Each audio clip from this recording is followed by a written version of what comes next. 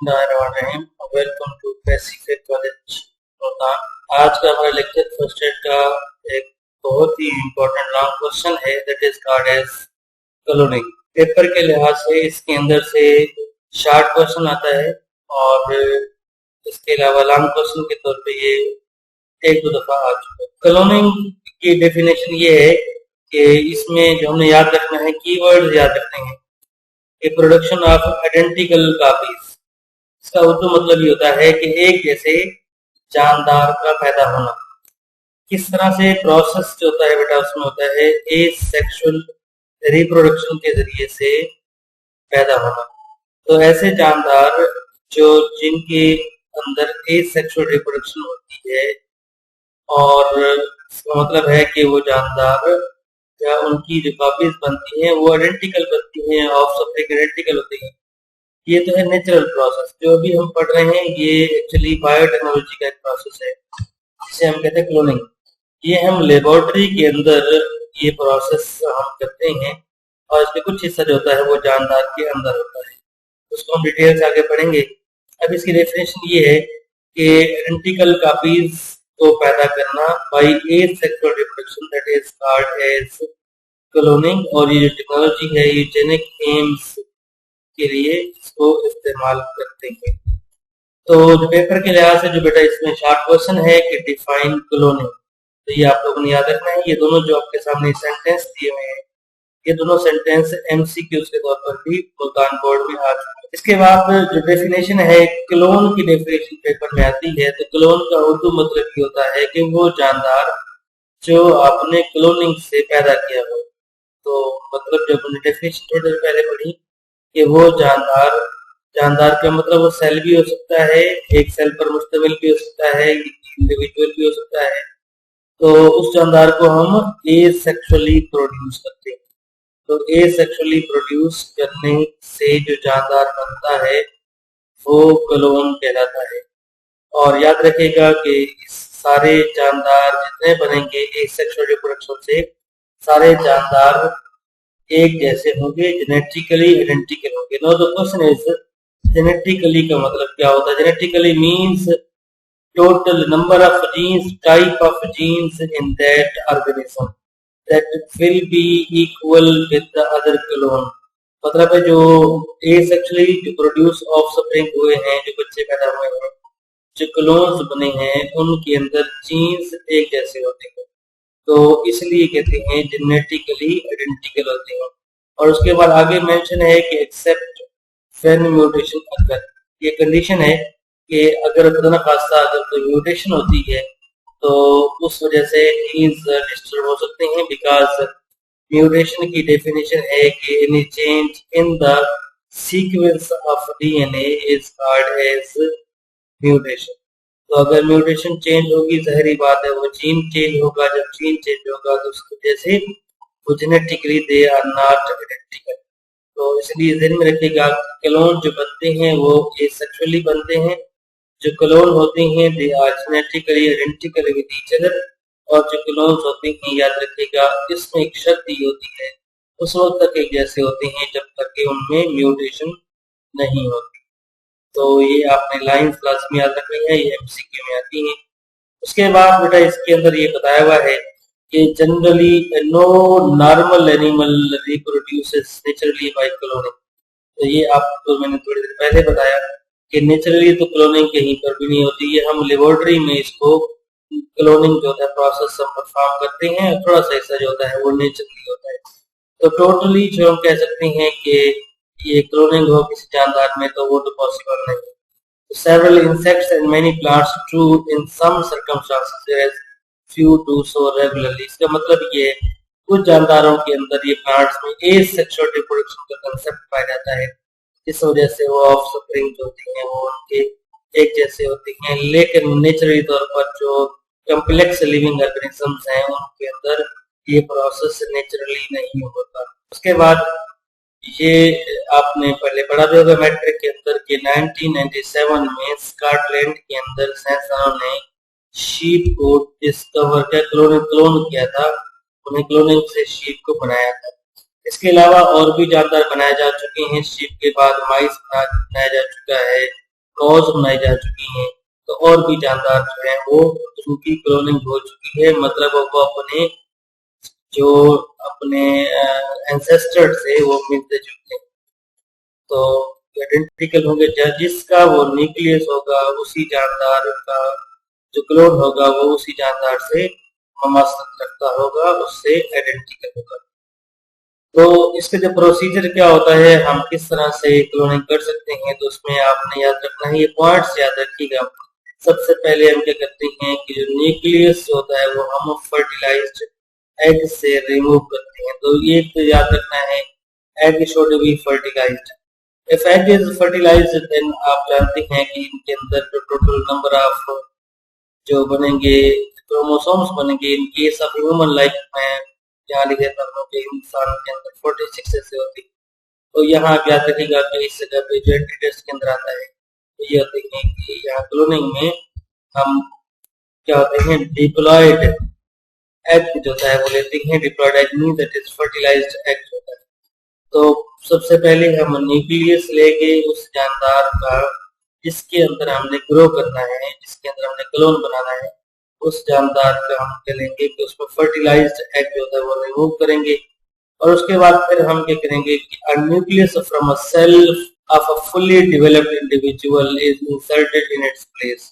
तो न्यूक्लियस यहाँ जो प्रोसीजर मैं आपको यहाँ डायग्राम से बता देता हूँ कि ये डायग्राम यहाँ मेंशन है, ये यहाँ पे डायग्राम, इसके अंदर आप देखें कि ये हमारे पास ऑर्गेनिज्म है जो हमने क्लोन करना है।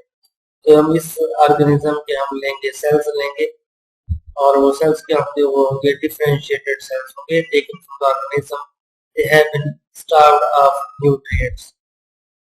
उसके बाद फिर यहाँ से हम ये जो एग सेल है, एग इज फर्टिलाइज्ड सेल, और इस सेल का हम जो न्यूक्लियस होता है वो हम रिमूव कर देंगे। और ये जो हम ले रहे हैं ये सामने आपके है, ये क्या है, ये एक्चुअली फर्टिलाइज्ड एग है जिसका हमने ये न्यूक्लियस लिया है। तो पहला स्टेप ये है हमारा कि जो फर्टिलाइज्ड एग से हमने न्यूक्लियस को निकाल लेना है, फिर उसी न्यूक्लियस को हमने इंसर्ट करना है into a nucleated egg cell. इसका मतलब ये होता है a nucleated means which contain non nucleus. तो हम एक ऐसा एग लेंगे जिसके अंदर कोई भी जो मतलब हम उसका न्यूक्लियस रिमूव कर देंगे तो वो एग बन जाएगा ए न्यूक्लिएटेड, और उस ए न्यूक्लिएटेड एग सेल के अंदर हम अपनी पसंद का हम जो न्यूक्लियस होगा, जिस तरह का हमें जानदार चाहिए उस तरह का उस सेल का हम न्यूक्लियस लेके वो हम इंसर्ट करेंगे into a nucleated egg cell. यहाँ पेपर में जो एमसीक्यू आता है वही आता है कि न्यूक्लियस इज इंसर्टेड इनटू, तो आंसर याद रखिएगा ए न्यूक्लिएटेड एग सेल, ऐसा है कि जिसके अंदर न्यूक्लियस आप रिमूव कर चुके होते हैं। सो एक और एमसीक्यू फेमस एमसीक्यू है कि रेसिपिएंट एग सेल, रेसिपिएंट जो सेल होता है जो न्यूक्लियस को रिसीव करता है वो क्या होता है, वो होता है ए न्यूक्लिएटेड एग सेल होता है। तो इस ब्लू कलर के जो ए न्यूक्लिएटेड एग सेल के अंदर इसमें न्यूक्लियस नहीं है, उसके अंदर हम अपनी पसंद का डिप्लॉयड जो न्यूक्लियस होगा वो हम इसमें दाखिल कर देंगे।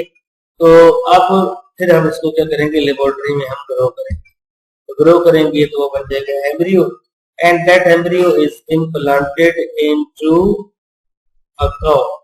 उसके बाद फिर यहाँ से क्या हो जाएगी कि यहाँ जो आफ्टर एम्ब्रियोनिक डेवलपमेंट जो बर्थ होगी तो उसकी जो क्या होगी कि जो उसकी जो शक्ल सूरत होगी that will be identical with the cells with the nucleus, जो कि जिस आपने ऑर्गेनिज्म से लिए हैं उसी न्यूक्लियस से वो जानदार वो क्लोन जो होगा वो आइडेंटिकल होगा।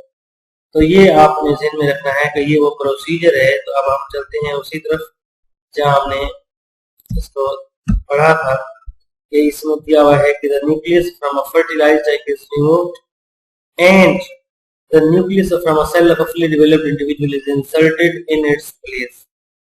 तो फुली डेवलप्ड ऑर्गेनिज्म का हम जो न्यूक्लियस निकाल के उसके अंदर हम अपनी पसंद का न्यूक्लियस डाल देंगे।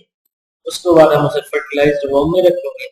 तो जो अल्टर्ड जाइगोट बनेगा that is implanted in a suitable वॉर्म where it is completes development. मतलब ये कि हमने जो सेल था जिसके अंदर ये सपोज ये जो हमारा ए न्यूक्लियस एग सेल था, इसके अंदर हमने डाल दिया अपनी पसंद का न्यूक्लियस, और ये न्यूक्लियस डालने के बाद फिर हमने इसको इम्प्लांट किया इनटू दैट ऑर्गेनिज्म और उसके वोम के अंदर रखा। उसके बाद एम्ब्रियोनिक डेवलपमेंट हुई। तो जब टाइम गुजर जाएगा, एम्ब्रियोनिक डेवलपमेंट कंप्लीट हो जाएगी, तो उसके बाद जो ऑर्गेनिज्म पैदा होगा वो ऑर्गेनिज्म उसकी शक्ल सूरत वैसी होगी जिसका वो न्यूक्लियस होगा। जहां से हमने न्यूक्लियस लिया उसी सेल के या उसी जानदार की तरह का जानदार पैदा होगा। So the new individual formed in this way is a genetically identical clone of the individual whose nucleus was used. याद रखिएगा, अगर हमने जो कोई जानदार पैदा करना है इस तरह का, तो उसका हम लेंगे सबसे पहले क्या, उसका लेंगे हम लोग न्यूक्लियस। पहले सेल लेंगे, उसमें से हम न्यूक्लियस निकालेंगे। वो न्यूक्लियस किसी भी और जानदार के एग सेल को निकाल के उसमें एग सेल लेके उसका न्यूक्लियस निकाल के उसमें हम पूरा न्यूक्लियस डाल देंगे। उसको फिर हम फॉर्म के अंदर जहाँ बच्चादानी होती है, जहाँ वो बच्चा पैदा होता है, उसके अंदर डाल देंगे। एम्ब्रियोनिक डेवलपमेंट होगी और उसके बाद फिर जो बच्चा पैदा होगा वो वैसा ही होगा जिससे हमने न्यूक्लियस किया। So this is also called as organism cloning भी कहते हैं और इसे क्लोनिंग का प्रोसेस भी कहते हैं। तो याद रखिएगा, वैसे तो क्लोनिंग की दो टाइप्स होती हैं। एक होती है ऑर्गेनिज्म क्लोनिंग जो कि भी हमने स्टेप्स पढ़े, उसके अलावा एक एम्ब्रियो क्लोनिंग भी होती है। तो जो ये एम्ब्रियो क्लोनिंग होती है बेटा, वो तो सिंपल इस तरह से होती है कि अगर हमने जो जाइगोट बनाया है, कि मतलब ये कि हमने जिस तरह का जानदार बनाना है उसका हमने न्यूक्लियस लिया। न्यूक्लियस लेने के बाद फिर हमने उसको हम एक ए न्यूक्लियेटेड एग सेल में डाल के, तो उसके बाद फिर हमने डाला किसके अंदर के, उसको हमने ग्रो करवाया तो वो एम्ब्रियो बन गया। तो अर्ली एम्ब्रियो स्टेज में अगर हम उसके, ये सपोज अर्ली एम्ब्रियो स्टेज है, उसके अंदर से अगर हम लोग उनको सेपरेट कर देते हैं, अगर मैं उस अर्ली एम्ब्रियो स्टेज में हर सेल को सपोज 2 सेल बने, उनको हमने सेपरेट कर लिया, उसको हमने सेपरेटली ग्रो किया, तो यहाँ से याद रखिएगा इस एम्ब्रियो क्लोनिंग से जो दो जानदार हैं, ये जो दो सेल्स हैं, ये सेपरेटली ग्रो करेंगे और ये सेपरेट दो ऑर्गेनिज्म बनेंगे, बट दोनों क्या होंगे, दोनों एक दूसरे के आइडेंटिकल होंगे। तो इसमें रिपीट करता हूँ कि हमने क्या लेना है। सबसे पहले हम लेंगे सेल, यानी कि embryos are transferred to unrelated surrogate mother. पर इन शॉर्ट ये बेटा इसके अंदर के हमने लेना है, इस तरह का जानदार बनाना है, उसके हम लेंगे न्यूक्लियस। न्यूक्लियस लेने के बाद हम दाखिल करेंगे एक ए न्यूक्लियेटेड एग सेल के अंदर, वहां एम्ब्रियो बनेगा। और इम्पोर्टेंट बात, अर्ली एम्ब्रियो स्टेज के अंदर हम उनके सेल्स को सेपरेटली ग्रो करेंगे, सेल्स को सेपरेट करके अलग बनाएंगे, वो बन जाएंगे नेक्स्ट क्या, वो नेक्स्ट सेपरेट एम्ब्रियो बनेंगे, उससे हम उनको सेपरेट होम में इंसर्ट करेंगे। तो जिस तरह से क्या होगा जी कि उस तरह से ढेर सारे जानदार होते हैं, मतलब जितने एम्ब्रियो बनेंगे उतने जानदार बन जाएंगे, सारे जानदार एक दूसरे के आइडेंटिकल होंगे। जो एग्जांपल आपके सामने है, इसके अंदर दो एम्ब्रियो सेपरेट हुए, एम्ब्रियो स्प्लिट हुआ, दो बने, और दो सेपरेट एम्ब्रियो से दो जानदार बनेंगे, दोनों identical. So this is called as embryo cloning.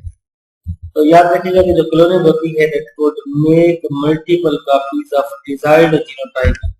तो अपनी पसंद के न्यूक्लियस क्योंकि हम लेते हैं, इसलिए डिजायर्ड जीनोटाइप के ऑर्गेनिज्म रखते हैं।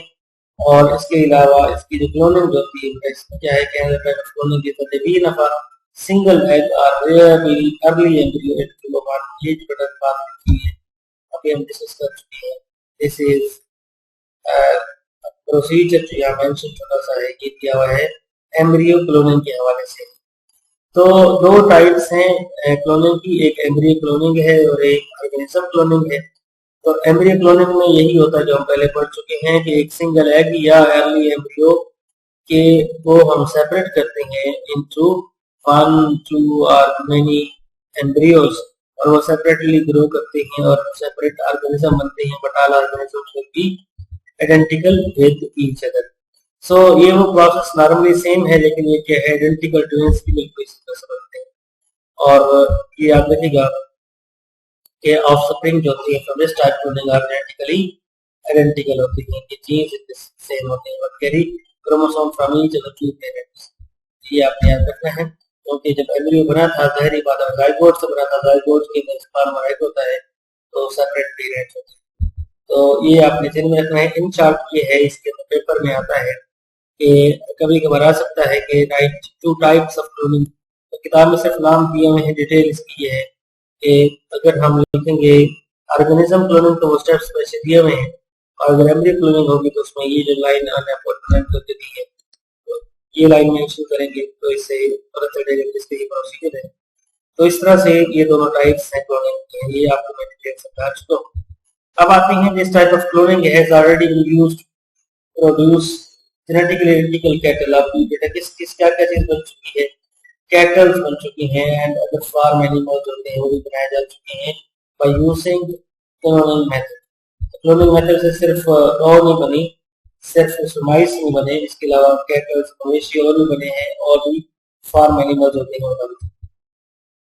इसके अलावा कोशिश कर रहे हैं लोग मैन की क्लोनिंग के लिए, लेकिन उसके ऊपर बैन लग चुका है, मैन क्लोनिंग नहीं होती। तो ये कमर्शियली प्रोडक्शन के लिए हम लोग एनिमल को बना रहे हैं, जैसे फार्म एनिमल्स को बना रहे हैं। इसके अलावा हम हॉर्सेस वगैरह को हम लोग क्या कर रहे हैं कि उनको भी हम लोग उनकी प्रोडक्शन कर रहे हैं कमर्शियली कर रहे हैं। सो इंसान, जैसे आपको बताया कि इंसान की क्लोनिंग के हवाले से बहुत सारी कंट्रोवर्सीज हैं कि क्लोनिंग होनी चाहिए नहीं होनी चाहिए, but this is against our moral values. बेटा ये था हमारा लेक्चर आज का। क्लोनिंग जो है इसको आपने याद रखना है, पेपर के लिहाज से क्वेश्चन डिटेल से इंशाल्लाह हम लोग इसकी डिटेल जो मजीद है वो हम चैप्टर नंबर 23 से के लिए पढ़ेंगे। आपके सिलेबस के लिहाज से, पेपर के लिहाज से, आपके किताब के लिहाज से फर्स्ट के अंदर से फिट। Thank you.